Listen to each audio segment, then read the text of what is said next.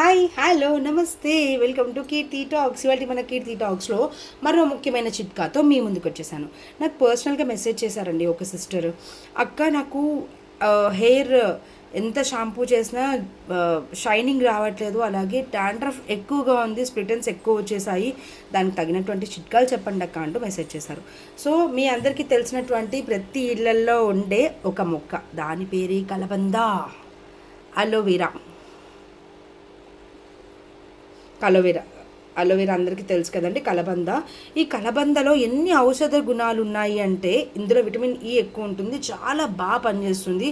మన జుట్టుకైనా మన కడుపుకు సంబంధించిన అలాంటి వాటికి ఆయుర్వేదిక్లో కూడా చాలా బాగా చిట్కాలు చెప్తారు అలోవెరాలో. సో ముందు నేను కలబందకు సంబంధించి కొన్ని చిట్కాలు కూడా నేను చెప్తాను.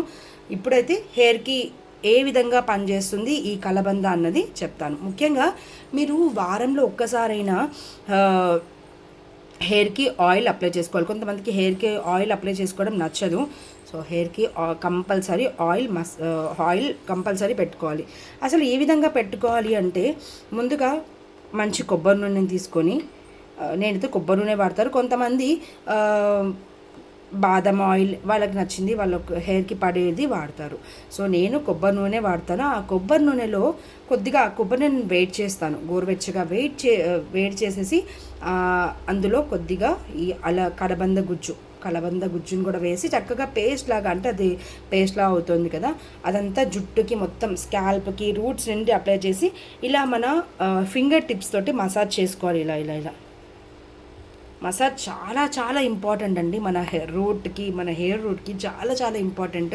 దానివల్ల మనకి మంచి నిద్ర కూడా పడుతుంది. వారంలో ఒక్కసారైనా మీ జుట్టు కోసం కొద్దిగా టైం కేటాయించండి.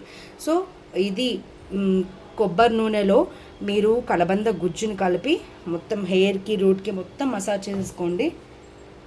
ఈ స్ప్లిటన్స్ ఉంటాయి కదా, కొంతమందికి స్ప్లిటన్స్ ఉంటాయి. ఆ స్ప్లిటన్స్ వల్ల జుట్టు పెరగదు, కంటిన్యూ అవ్వదు. సో మీరు ఏం చేయాలి అంటే, ఇక్కడ హెయిర్ ఆయిల్ అప్లై చేసి ఇలా చేత్తో రబ్ చేసేయండి.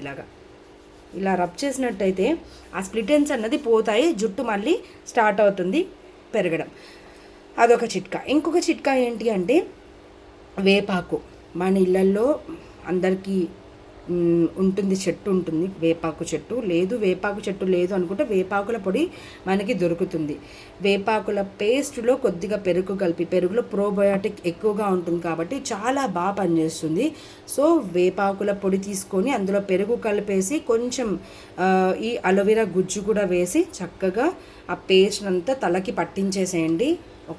మొత్తం ఆరిన తర్వాత మీరు హెయిర్ వాష్ చేసేసుకోండి గోరువెచ్చని నీటితో. తలకి ఎప్పుడూ కూడా వేడి నీళ్ళు పెట్టకూడదు, వేడి నీళ్ళతో తలస్నానం చేయకూడదు. గోరువెచ్చని నీటితో మాత్రమే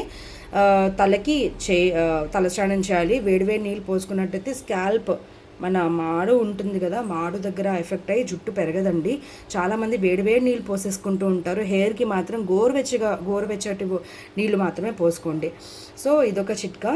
ఇంకొక చిట్కా ఏంటి అంటే, ఈ మామూలు ఉట్టి అలోవెరానే, వేరే ఏమీ లేకుండా ఈ ఉట్టి అలోవెరానే మొత్తం గుజ్జు తీసుకొని హెయిర్ అంతా అప్లై చేసేసుకోండి. హెయిర్ మొత్తం అప్లై చేసేసుకొని అలాగే ఉంచేసుకోండి ఆరేంత వరకు. ఆరిన తర్వాత మామూలుగా వాష్ చేసేసుకోండి. షాంపూ మాత్రం ఏమి పెట్టకండి, ఆ రోజు మాత్రం షాంపూ. ఇటువంటి చిట్కాలు ఏమైనా పాటించేటప్పుడు ఆ రోజు షాంపూ మాత్రం పెట్టకూడదు, ఎందుకంటే ఎఫెక్టివ్నెస్ తగ్గిపోతుంది, ఉండదన్నమాట. ఎందుకంటే మనం ఇంత మంచి చిట్కాలు పాటిస్తున్నప్పుడు షాంపూ పెట్టడం వల్ల అది యూజ్ అవ్వదు ఫస్ట్ ఆఫ్ ఆల్. సో ఇలాంటివి ట్రై చేయండి. మీకు ఎలాంటి చిట్కాలు కావాలన్నా నాకు మెసేజ్ చేయండి, అలాగే కామెంట్ సెక్షన్లో కూడా తెలియచేయండి. నా ఛానల్ని ఇప్పటివరకు వీక్షిస్తున్నందుకు ప్రతి ఒక్కరికి ధన్యవాదాలు. నా ఛానల్ని ఇలాగే లైక్ చేయండి, షేర్ చేయండి, సబ్స్క్రైబ్ చేయండి. మరోసారి కొత్త చిట్కాతో మీ ముందుకు వచ్చేస్తాను. Till then bye.